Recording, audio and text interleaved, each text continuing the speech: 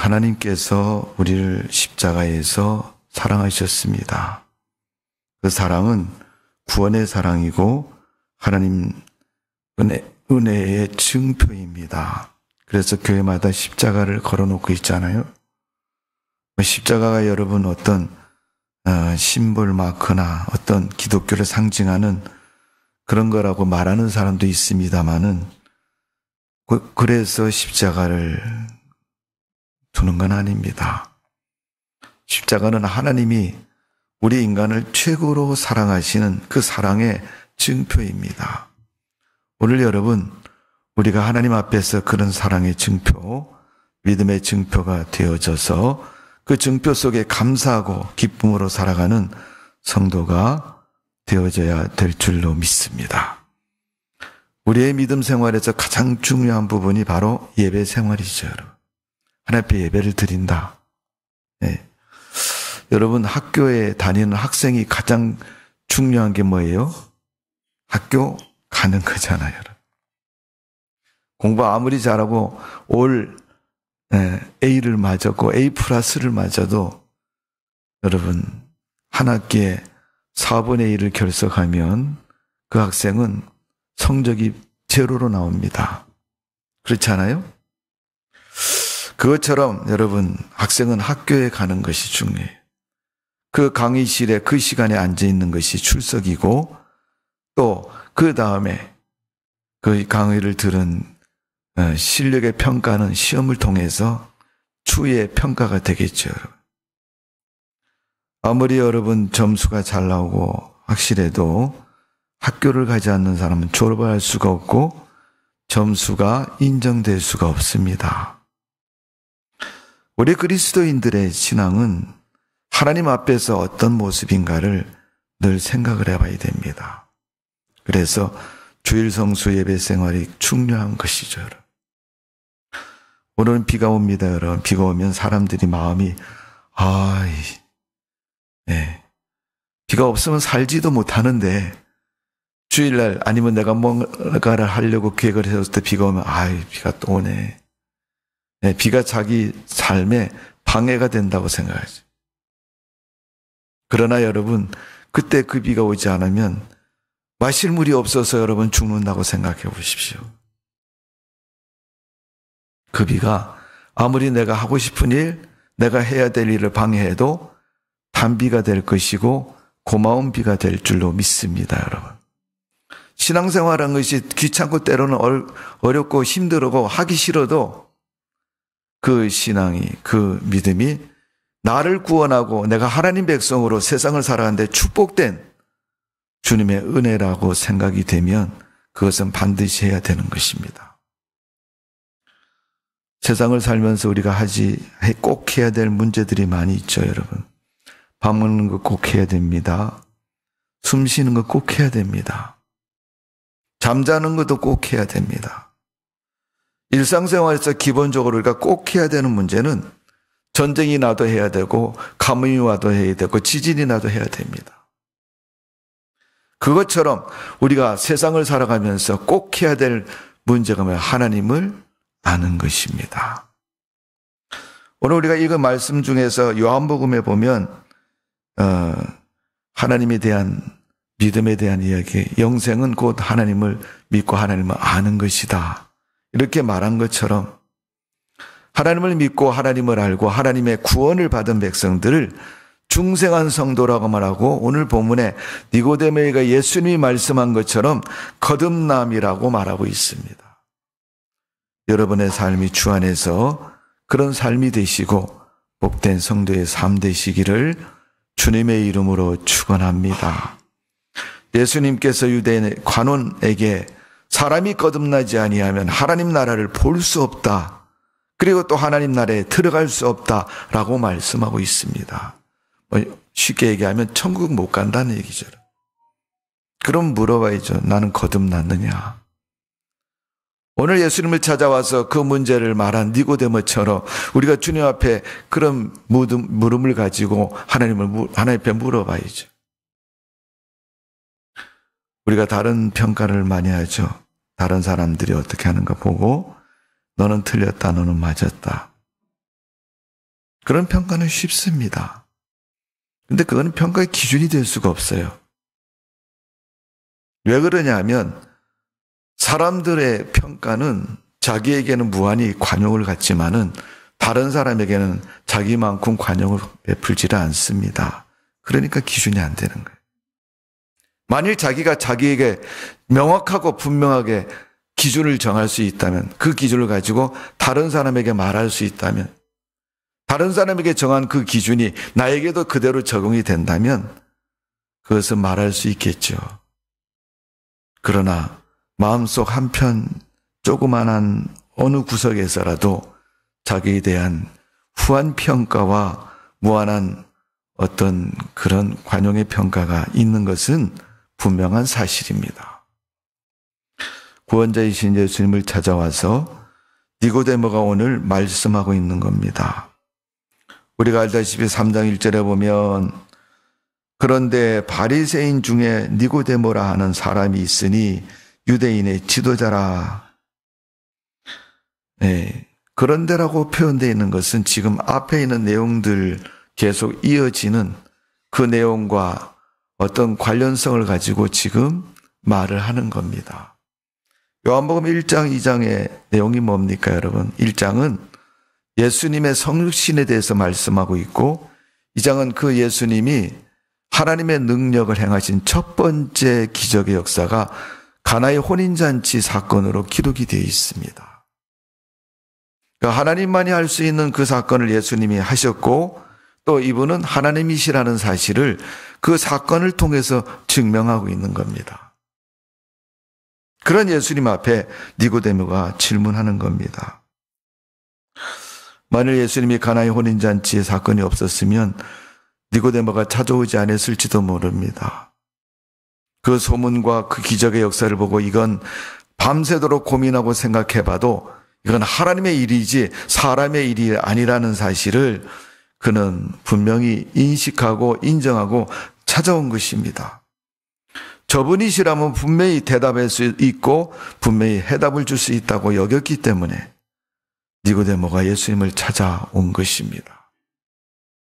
우리도 인생을 살다 그러지 않습니까? 뭔 문제가 생기면 누구한테 가서 물어보는 거죠. 대부분 선생님이나 부모님이나 그 문제에 대해서 경험했을 것 같고 알 것 같은 분한테 가서 여쭤보는 거죠. 니고데모가 예수님께 물어봤더니 예수님이 두 가지를 말씀해 물과 성령으로 거듭나지 아니하면 그게 답입니다. 그러면 우리가 생각해보죠. 예수님이 물과 성령으로 거듭나야 된다. 그럼 그게 뭐겠느냐? 여러분, 거듭남, 중생에 필요한 요소들을 성경은 많이 말씀하고 있습니다. 그러나 오늘 제가 세 가지만 소개해 드릴게요. 첫 번째는 요한복음 1장 13절입니다. 여러분 1장 13절의 말씀 한번 다 같이 읽어볼까요? 앞에 짝이니까 13절 시작. 이는 혈통이나 육적으로나 사람이 뜻으로 나지 아니하고 오직 하나님께로부터 난 자들이니라. 아멘. 13절 그 앞에 12절은 뭐라 그랬어요? 영접하는 자 곧 그 이름을 믿는 자는 하나님의 자녀가 되는 권세를 주셨으니 하나님의 자녀가 되는 것은 어디서 난 거예요? 13절에 보니까 혈통이나 육적이라 그랬어요. 거기서 나지 않았다. 혈통이나 육적이라는 집안, 부모, 조상들을 통해서 내 부모를 통해서 거듭나는 것이 아니라는 거죠. 그러면서 13절에 명확하게 오직 하나님께로부터 난 자다. 하나님께로부터 거듭나야 된다. 자, 그 말씀에 예수님은 3장에서 명확하게 답을 말씀하고 있는 겁니다. 자, 우리가 읽은 본문 가운데서 보면 5절의 말씀을 보면 이렇게 말하죠. 5절, 요한복음 3장 5절 시작. 예수께서 대답하시되 진실로 진실로 내게 이르노니 사람이 물과 성령으로 나지 아니하면 하나님 나라에 들어갈 수 없느니라. 물과 성령으로 나지 않으면 하나님 나라에 갈 수 없다는 거예요. 거듭나지 않으면, 물과 성령으로 거듭나지 않으면. 여러분, 물로 거듭났다, 성령으로 거듭났다. 그게 무슨 표현입니까, 여러분? 물은 교회에서 세례를 의미하고 있습니다. 일반적인 삶 속에서도 물은 손을 씻으면 손이 깨끗해지고, 갈증이 날 때 마시면 그 갈증을 해소하는 줄. 눈에 보이거나 보이지 않는 갈증 문제도 해결해 주는 것이 물입니다. 그 하나님이 주신 물로 거듭나야 된다는 거예요. 하나님이 베푸는 세례로 하나님 자녀가 인정되어야 된다는 거예요. 그래서 여러분 교회가 세례의식을 베풀 때 서약을 하잖아요. 여러분. 손을 딱 들고. 세례의식 때 뭐라고 서약하셨어요? 기억 안 나요? 오래돼서? 많이 있지만은 그 중에서 성경을 믿느냐, 그 성경에 이를 때 하나님을 너의 구주로 믿느냐, 이게 첫 번째 중요한 질문이고, 두 번째 질문은 네가 하나님을 믿으니까 하나님 백성으로 교회 생활을 잘 하겠느냐. 교회 생활은 예배, 기도, 헌금, 봉사 생활을 말하는 겁니다. 이게 두 번째 서약의 약속입니다. 세 번째 약속은 뭐예요? 내 믿음을 위해서, 교회를 위해서 세상 가운데서 하나님의 일꾼으로 복음 전하는 일에 할 수 있겠느냐는 겁니다. 우린 까맣게 잊어버려도 이 세 가지는 분명히 세례받을 때 서약을 하고 약속한 내용입니다. 세월이 흘러도 여러분 그것은 변하지 않습니다. 지금도 마찬가지입니다. 사람들이 성경을 번역하느라고 한글 번역했다, 한문 같이 썼다, 또 개역개정에가 단어를 고쳐가지고 이해가 쉽도록 번역하기도 하고, 그렇게 해도 여러분 하나님 말씀은 변함이 없으신 말씀이에요. 하나님께 약속한 것은 여러분 지켜야 되고 변함이 없어야 됩니다. 그랬을 때 여러분 축복을 받을 수 있고 축복이 임하는 거예요. 하나님의 축복은 여러분 안 받으면 살 수 없습니다. 우리가 하나님의 축복과 관련 없이 살 수 있다고요? 천만의 말씀이죠. 얼마 전에 여러분 강원도 강릉 지역에 비가 오지 않아가지고 물이 부족해가지고 난리 났지 않았습니까, 여러분? 네, 공공장소는 물을 공급 안 하고 운동장에 경기도 못하게 했고, 네, 마실 물은 있어야 되니까 여러분 전국에서 물차들이 물을 퍼서 강릉 지역으로 날랐습니다. 여러분.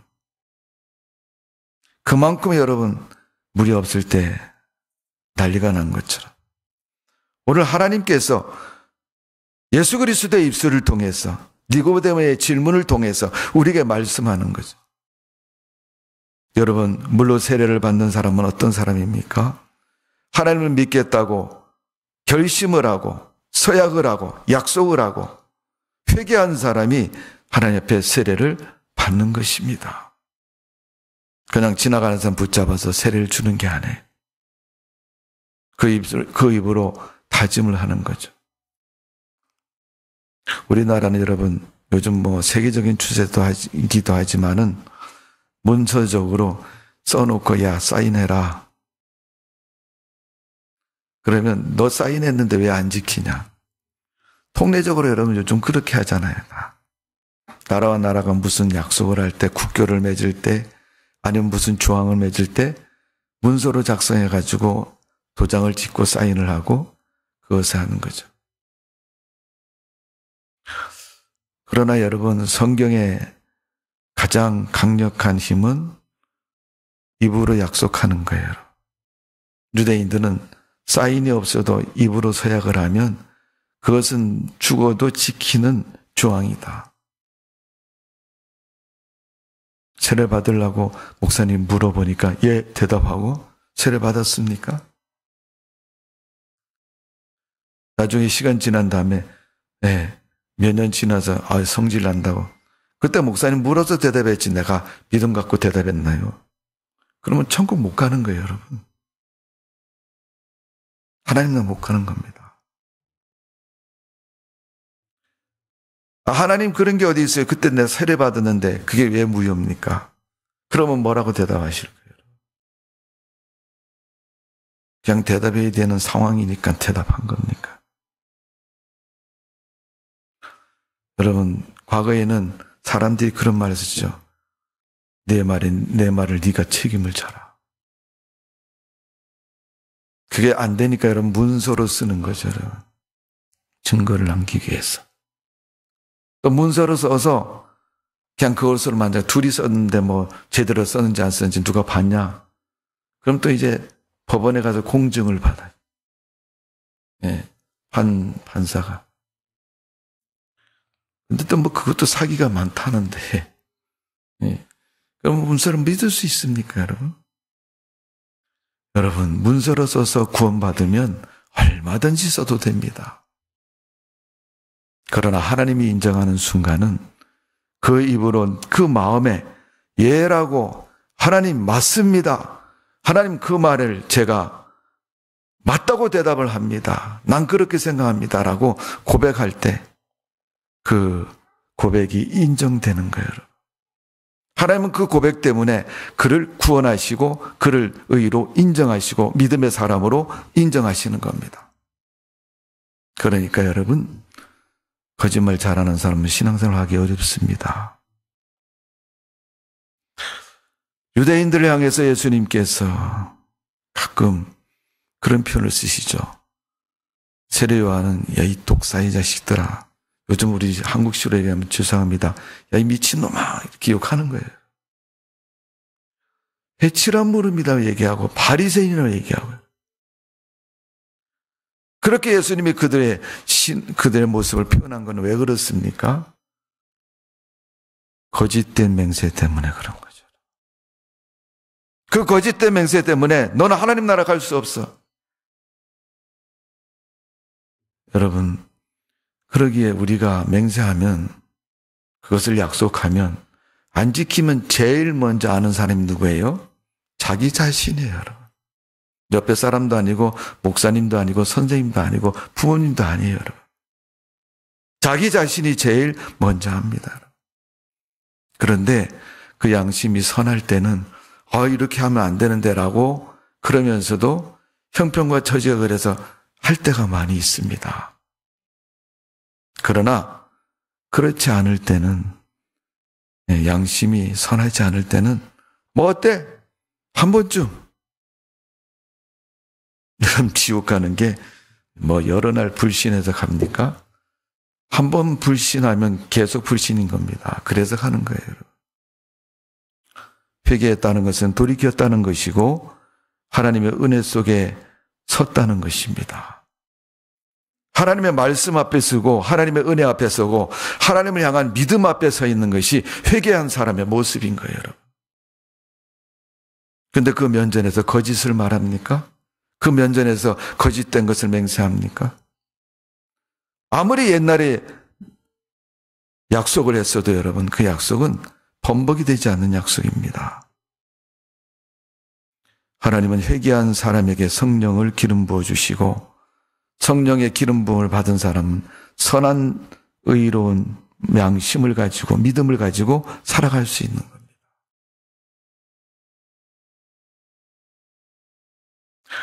여러분, 이 말이 여러분 신앙에, 여러분 삶에 짐이 될 수 있을지 모르겠지만 그래도 하나님 말씀 따라 하나님이 주시는 선한 의를 따라 살아가는 성도가 되시기를 바랍니다.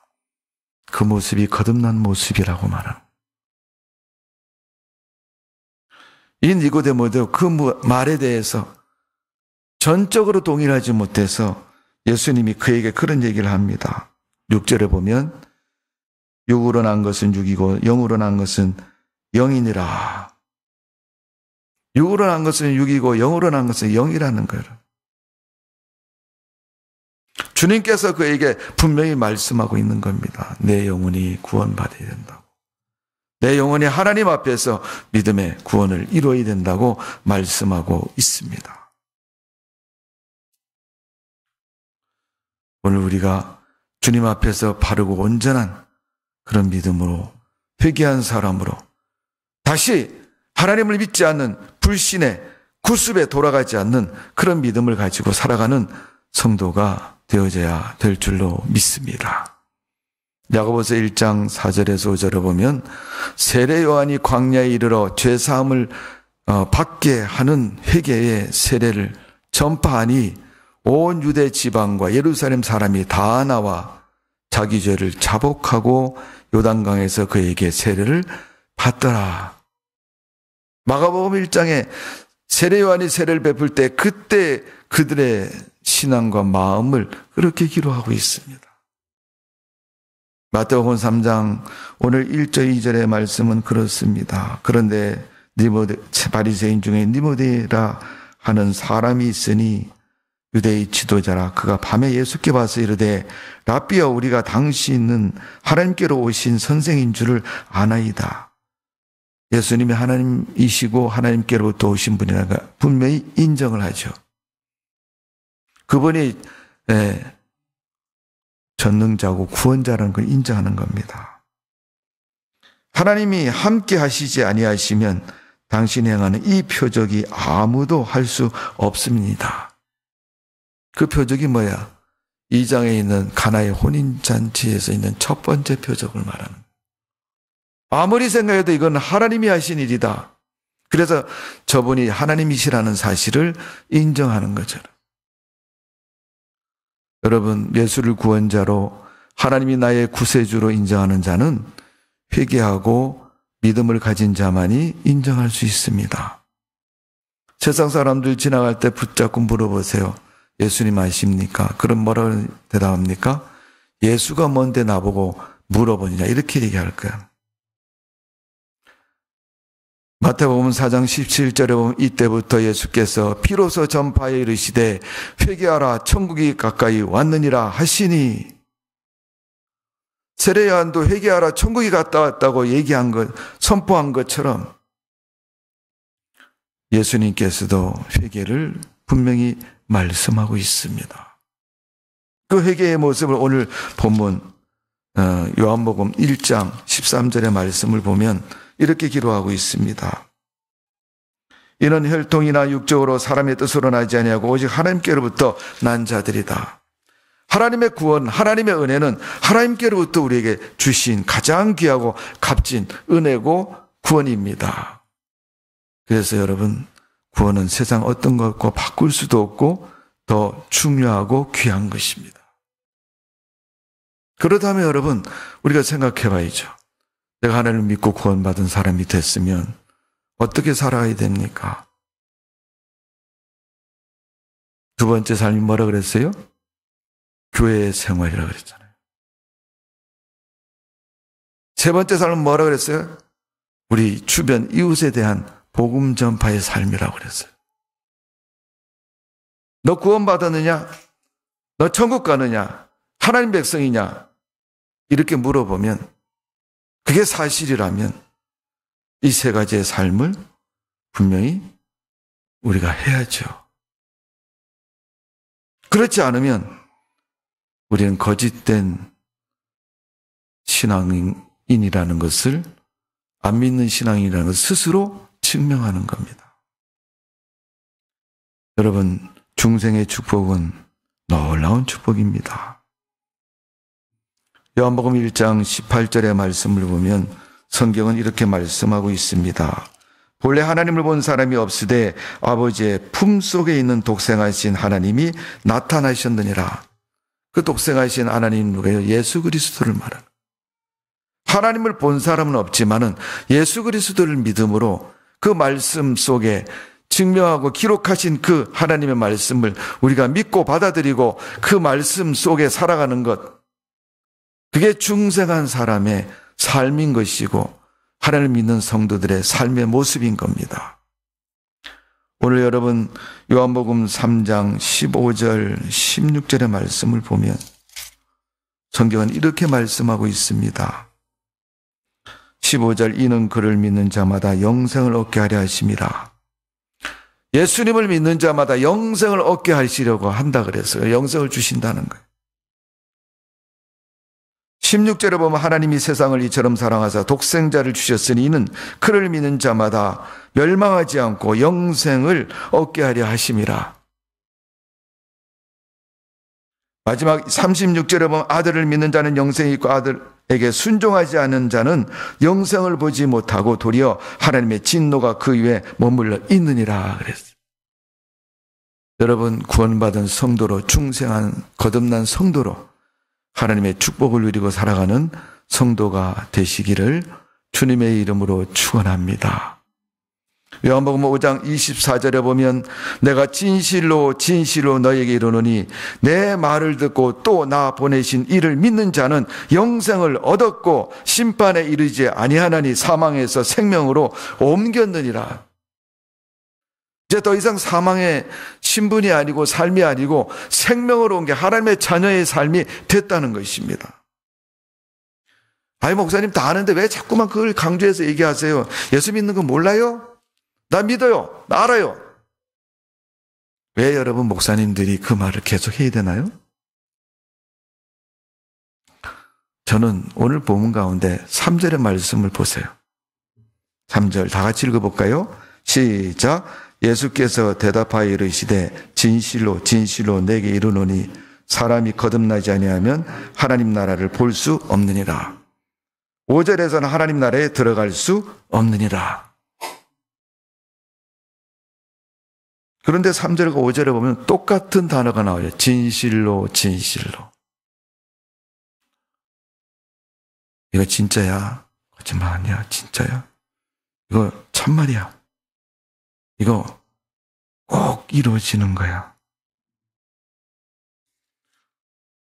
여러분, 교회마다 목사님들이 주일날 설교할 때 왜 성경에 있는 그런 말씀을 똑같이 반복해서 강조하고 또 얘기할까요? 몰라서 아니잖아요. 진실로 진실로가 안 되기 때문에 계속 하는 거예요. 여러분 믿음 진실로 진실로 믿음 되시기를 바랍니다.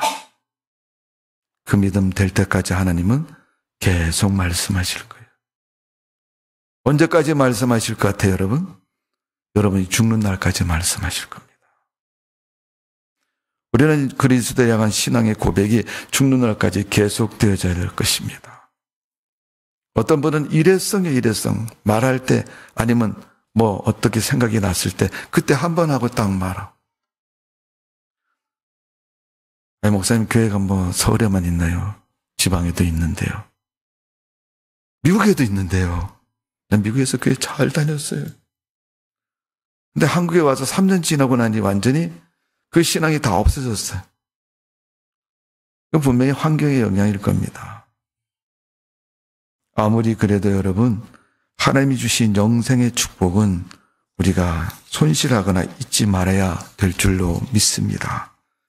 여러분, 요한복음 6장 47절, 48절의 말씀을 보십시오. 제가 봉독해 드립니다.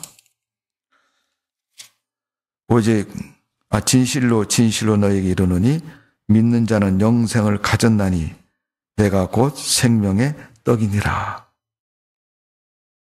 보이지 않는 영생에 대한 문제를 말씀하실 때 사람들이 멍해가지고 그 보이지도 않는데 어떻게 증명이 되냐. 그러니까 예수님이 내가 생명의 떡이다 이렇게 말씀하셨어요. 예수님 자신이 떡이랍니다. 떡은 먹잖아요, 여러분. 떡 좋아하는 분들 떡 먹으면 얼마나 맛있습니까, 여러분? 밥 대신 떡을 먹고도 견딜 수 있잖아요, 여러분. 예수님이 떡이라고 말씀하는 거예요. 너 떡 안 먹고 살 수 있냐?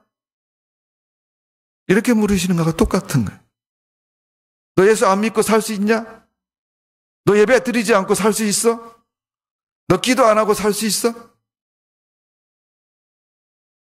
그래, 나 살 수 있다. 너는 가짜야. 어쩌면 주님 그렇게 말씀하실지 몰라요.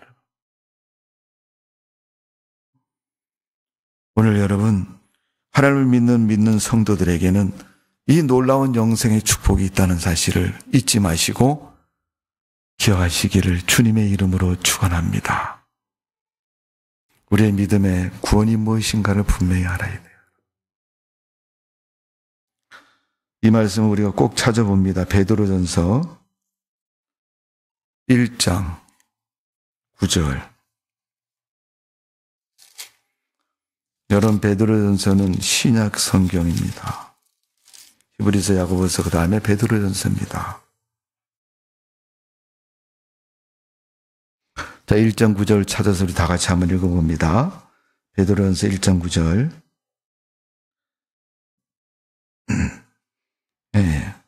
8절, 9절 읽습니다. 우리가 2절 읽어야지 이해가 좀 될 것 같아서 시작.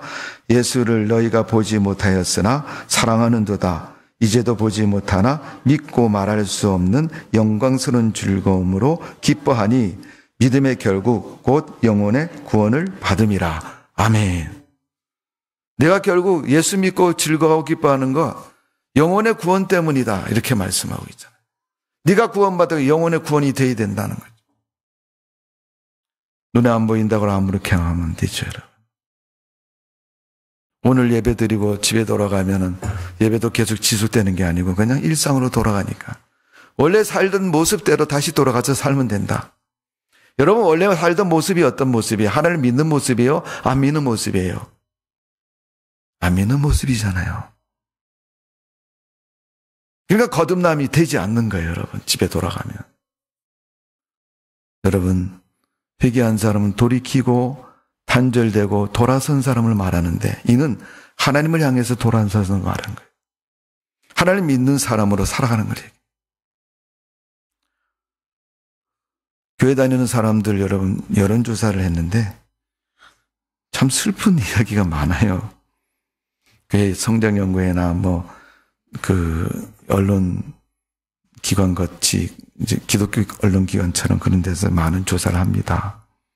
그런데 그 중에서 불행한 데이터 하나가 나온 것이 뭐냐면 그겁니다. 집에서 교회 욕을 제일 많이 한대요. 집에서. 나가서는 못하고 그냥 집에서 가족들끼리 앉아서. 누구는 어떻고 누구는 밥만 쉬고 누구는 지난주에 어쩌고 뭐. 그럼 교회 안 다니면 교회 얘기를 그렇게 안 합니다. 친목회 갔다 오면 친목회가 있었던 일 가지고 얘기를 하겠죠. 또 선생님은 학교에서 있었던 일을 하겠죠.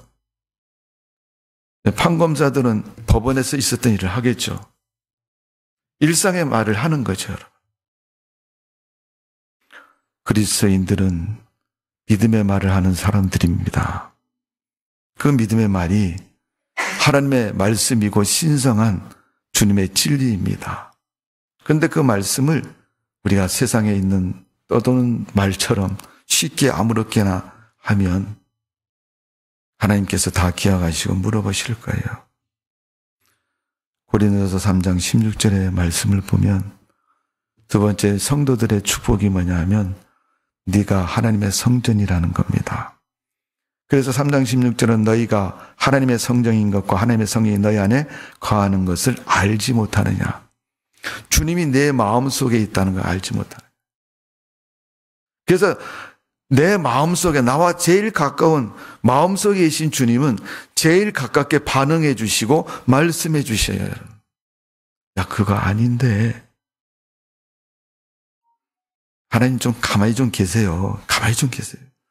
그거 자꾸 그렇게 얘기를 하면 내가 하고 싶은 대로 못 하잖아요. 가만히 좀 계세요. 그러고 내가 하고 싶은 대로 하는 거죠. 여러분, 우리가 성령께서 하나님이 우리 마음속에 계신 줄 안다면 그 성령의 소리를 듣고 그분의 말씀에 순종할 수 있는 믿음 되어져야 될 줄로 믿습니다. 그게 축복이다. 내가 딴 길을 가고 잘못된 길을 가는데 누가 한 사람 야 그거 아니야 라고 말해주는 사람이 없으면 여러분 불행한 것입니다. 여러분.